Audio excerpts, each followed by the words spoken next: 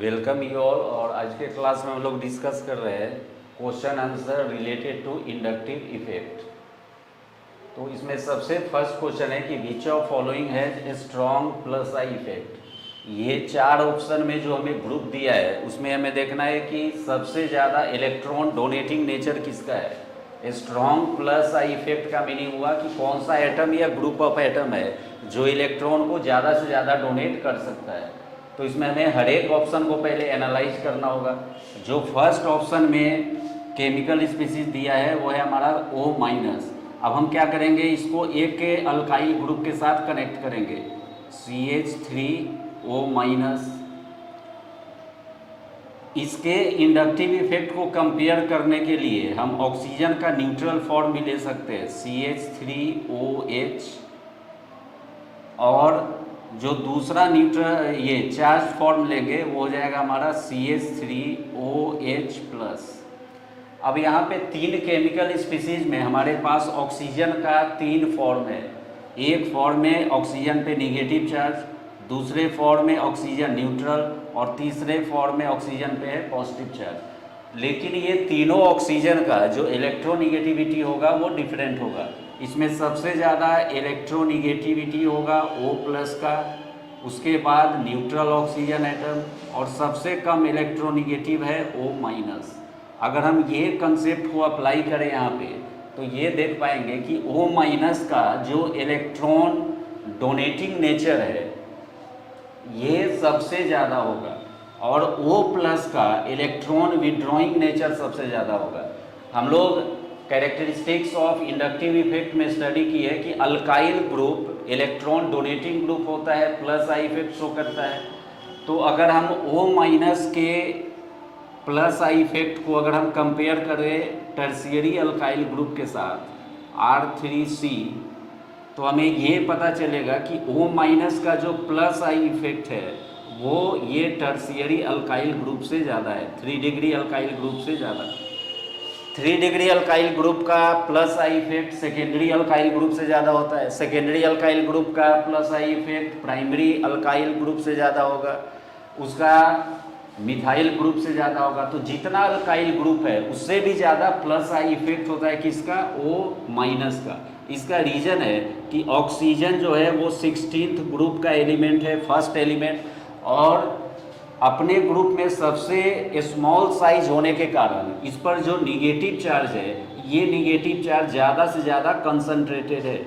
और negative charge concentrated होने के कारण अगर इस O- के साथ अगर कोई कार्बन बॉन्डेड हो, sp3 कार्बन, तो जनरली हम लोग सोच सकते हैं कि अच्छा भाई ऑक्सीजन का इलेक्ट्रोनिगेटिविटी कार्बन से ज़्यादा है इसलिए इस ऑक्सीजन को सिग्मा बॉन्ड के इलेक्ट्रॉन को अपने तरफ अट्रैक्ट करना चाहिए।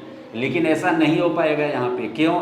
क्योंकि जब ऑक्सीजन का जो निगेटिव चार्ज है वो सिग्मा इलेक्ट्रॉन के निगेटिव चार्ज को रिपेल करना शुरू करेगा, इसलिए O- का जो इलेक्ट्रोनिगेटिविटी होगा वो ये कार्बन से ज़्यादा नहीं होने जा रहा है। मतलब O- जो है यहाँ पे इलेक्ट्रॉन को अपने तरफ अट्रैक्ट करने नहीं जा रहा है, ये माइनस आई इफेक्ट शो करने नहीं जा रहा है यहाँ पे।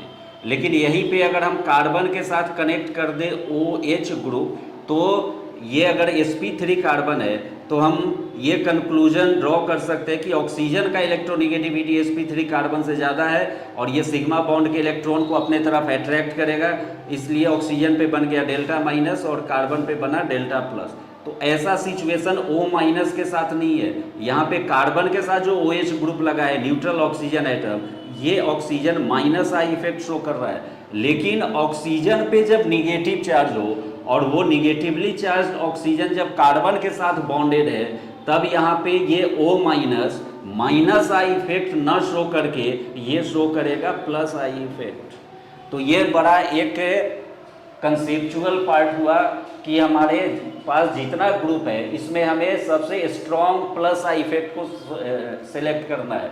तो O- का जो प्लस आई इफेक्ट है वो इवन टर्शियरी अल्काइल ग्रुप से भी ज़्यादा है। मतलब O- जो है वो हमारा strong plus I effect show करेगा, और इसका प्लस आई नेचर जो है वो इथाइल मिथाइल ग्रुप से भी ज़्यादा होगा, और डी ऑप्शन में दिया है यहाँ पे NHCH3। तो यहाँ पे नाइट्रोजन के साथ अगर कोई कार्बन एटम बॉन्डेड हो यहाँ पे sp3 कार्बन, तो नाइट्रोजन का इलेक्ट्रोनिगेटिविटी कार्बन से ज़्यादा होगा और ये नाइट्रोजन सिग्मा बॉन्ड के इलेक्ट्रॉन को अपने तरफ अट्रैक्ट करना शुरू करेगा। तो ये जो नाइट्रोजन है वो sp3 कार्बन के रिस्पेक्ट में माइनस आई इफेक्ट शो करेगा या फिर प्लस आई इफेक्ट शो करेगा। तो हम बोलेंगे कि नाइट्रोजन का इलेक्ट्रोनिगेटिविटी कार्बन से ज़्यादा है, सिग्मा बॉन्ड का इलेक्ट्रॉन डिस्प्लेस हो रहा है नाइट्रोजन पे, तो यहाँ पे डेल्टा माइनस, कार्बन पे बना डेल्टा प्लस। अब ये नाइट्रोजन यहाँ पे माइनस आई इफेक्ट शो कर रहा है, लेकिन हमारे क्वेश्चन में था कि हमें प्लस आई इफेक्ट सिलेक्ट करना है और ऐसा एटम या ग्रुप ऑफ एटम जिसमें ये प्लस आई इफेक्ट सबसे ज़्यादा हो। तो ये डी ऑप्शन में जो NHCH3 दिया हुआ है इसको अगर हम छोड़ दें तो ये जो तीन ग्रुप है O माइनस, इथाइल ग्रुप और मिथाइल ग्रुप, ये प्लस आई इफेक्ट शो करेगा, लेकिन मिथाइल इथाइल ग्रुप के तुलना में O माइनस का जो प्लस आई नेचर होगा वो सबसे ज़्यादा होगा। और उसका मेन रीज़न है कि O माइनस पे ऑक्सीजन पे जो चार्ज है वो कंसंट्रेटेड है, सिग्मा बॉन्ड के इलेक्ट्रॉन को अपने तरफ अट्रैक्ट करेगा नहीं, इसलिए ये माइनस आई इफेक्ट शो करने के बजाय प्लस आई इफेक्ट शो करेगा। और इस क्वेश्चन का जो करेक्ट आंसर हुआ वो हो गया हमारा A, first option. Second question है in which of following compound plus I effect is not present. तो ऐसे क्वेश्चन के लिए जहाँ पे ये पूछा जाए चार मॉलिक्यूल दे करके किसमें इंडक्टिव इफेक्ट प्रेजेंट है या फिर नहीं है, इसके लिए हमें सबसे पहले पता करना है कि जो गिवन मॉलिक्यूल है उसमें हम पोलैरिटी को फाइंड आउट कर ले कि पोलर बॉन्ड कहाँ पे है। और ये पोलर बॉन्ड को पता करने के लिए हमें इलेक्ट्रोनिगेटिविटी का हेल्प लेना चाहिए, और इलेक्ट्रोनिगेटिविटी पता चले इसके लिए हमें हाइब्रिडाइजेशन का जो कंसेप्ट है उसको यूज कर लेना है।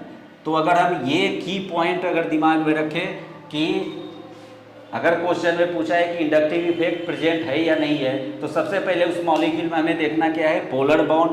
पोलर बॉन्ड का पता कैसे चलेगा, तो दो एटम के बीच में इलेक्ट्रोनिगेटिविटी डिफरेंस ज़्यादा है या नहीं है, और वो इलेक्ट्रोनिगेटिविटी डिफरेंस फिर हमें कैसे पता चलेगा, क्योंकि कार्बन जो है वो तीन तरह के हाइब्रिडाइज्ड स्टेट में हो सकता है, sp3 sp2 sp। तो हम हाइब्रिडाइजेशन का हेल्प ले करके ये पता कर सकते हैं। और हमें पता है कि sp कार्बन का जो इलेक्ट्रोनिगेटिविटी है वो ज़्यादा होता है sp2 कार्बन से, और sp2 कार्बन ज़्यादा इलेक्ट्रोनिगेटिव है sp3 कार्बन से। तो ये कंसेप्ट का यूज करके ये क्वेश्चन हम लोग सॉल्व कर सकते हैं। जो फर्स्ट मॉलिक्यूल है इसमें CH3 CH2 Br, यहाँ कार्बन का हाइब्रिडाइजेशन हो गया हमारा sp3, और sp3 कार्बन के साथ ब्रोमीन बॉन्डेड है। हम यहाँ देख रहे हैं कि sp3 कार्बन का इलेक्ट्रोनिगेटिविटी sp कार्बन और sp2 कार्बन से कम है, इसलिए कार्बन और ब्रोमीन के बीच में जो बॉन्ड है ये निश्चित रूप से पोलर बॉन्ड होगा, और ब्रोमीन जो है वो सिग्मा बॉन्ड के इलेक्ट्रॉन को अपने तरफ अट्रैक्ट करेगा, इसलिए ब्रोमीन पे बना delta minus partial negative charge, ये sp3 कार्बन पे बनेगा डेल्टा प्लस मतलब पार्शियल पॉजिटिव चार्ज। मेरा क्वेश्चन है कि इस मॉलिक्यूल में इंडक्टिव इफेक्ट प्रेजेंट है कि नहीं है। तो हम फर्स्ट मॉलिक्यूल में देख पा रहे हैं कि कार्बन और ब्रोमीन के बीच में जो सिग्मा बॉन्ड है ये पोलर बॉन्ड है, कार्बन ब्रोमीन के बीच में इलेक्ट्रोनिगेटिविटी डिफरेंस है, और ये इलेक्ट्रोनिगेटिविटी डिफरेंस हमें पता चला हाइब्रिडाइजेशन से। तो इस मॉलिक्यूल में जो ब्रोमीन है ये सिग्मा बॉन्ड के इलेक्ट्रॉन को अपने तरफ अट्रैक्ट कर रहा है, तो हम बोलेंगे कि विथ रिस्पेक्ट टू ब्रोमीन यहाँ पे माइनस आई इफेक्ट ऑपरेटिव है। तो इस क्वेश्चन का आंसर फर्स्ट नहीं होगा।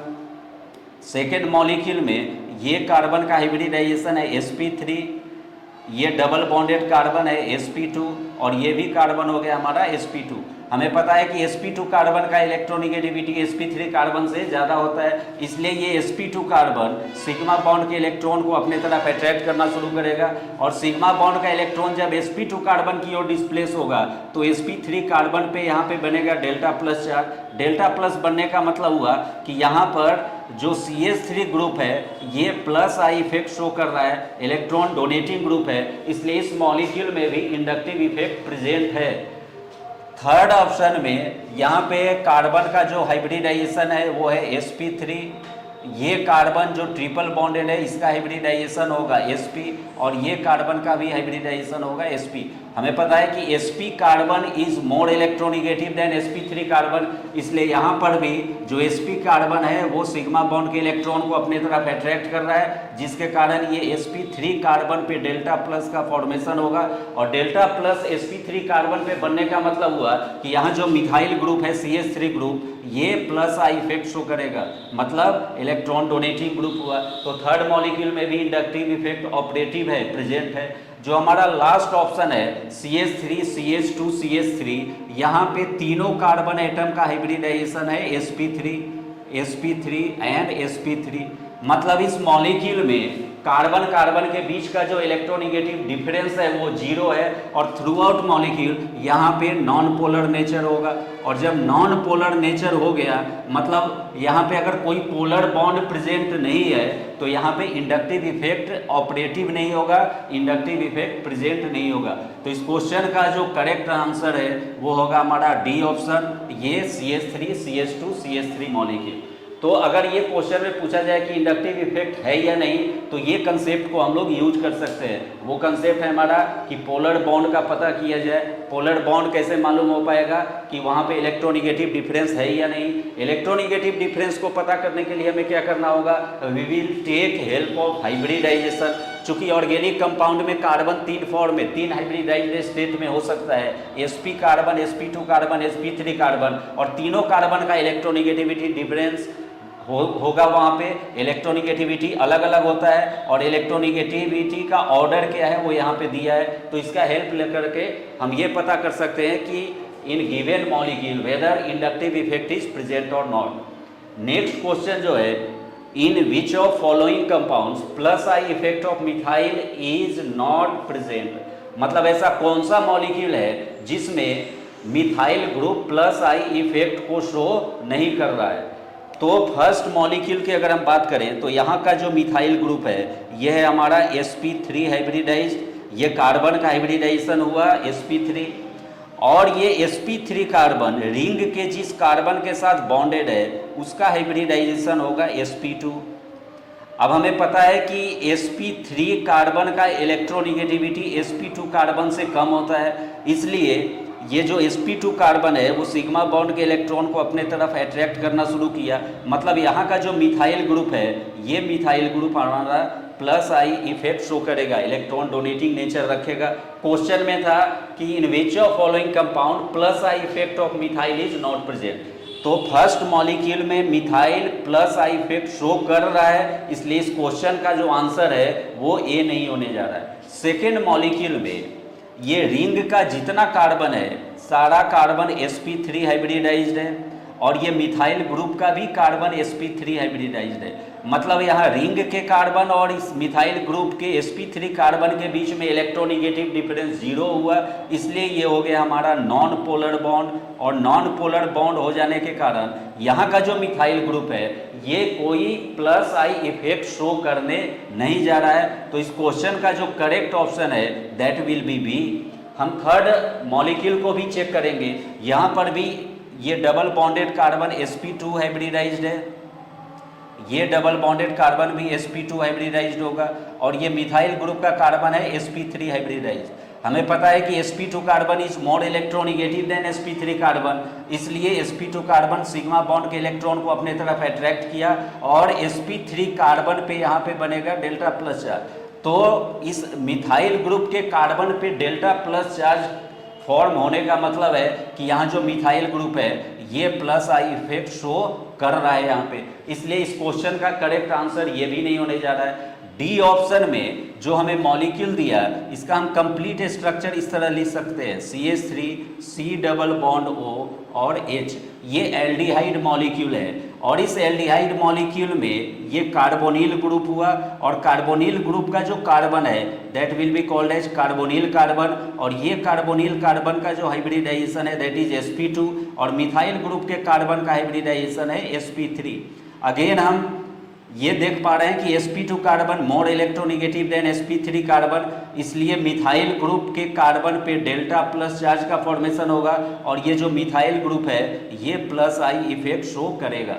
मतलब इस क्वेश्चन में जो 4 मॉलिक्यूल दिया था उस चारों मॉलिक्यूल में जो बी ऑप्शन में मॉलिक्यूल दिया है, यहाँ पे जो मिथाइल ग्रुप है ये प्लस आई इफेक्ट शो नहीं कर रहा है। बाद बाकी मॉलिक्यूल में जो CH3 ग्रुप है ये प्लस आई इफेक्ट शो कर रहा है, इसलिए इस क्वेश्चन का करेक्ट ऑप्शन हुआ बी।